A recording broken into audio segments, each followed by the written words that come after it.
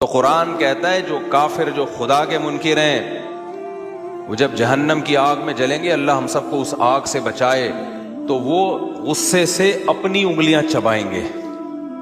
غضبناک کس پر ہوں گے؟ وہ اپنے اوپر۔ تو اللہ ان سے کہے گا ان الذین کفروا ینادون، اللہ ان سے کیا کہے گا؟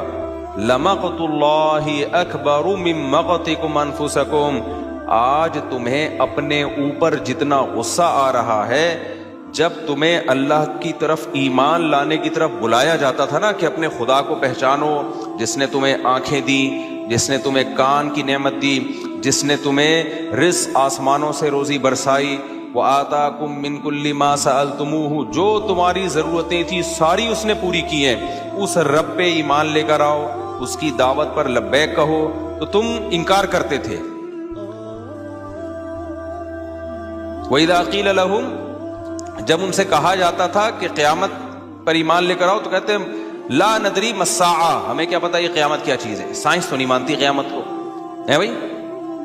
جب ان کو بلایا جاتا تھا نا کہ قیامت ہوگی، اعمال کا حساب ہوگا، تو کہتے لا ندری ما الساعہ، ہمیں کیا پتا یہ قیامت کیا چیز ہے، تو مولویوں کی بنائی ہوئی چیز ہے، کوئی سائنس کی کتاب سے ثابت کرو قیامت شیامت۔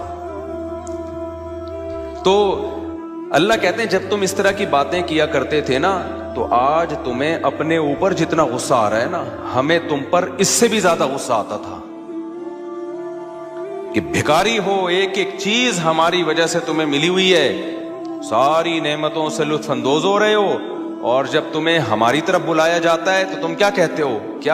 کیا قیامت ہے بھائی؟ کون خدا، کون رسول، کیا قرآن؟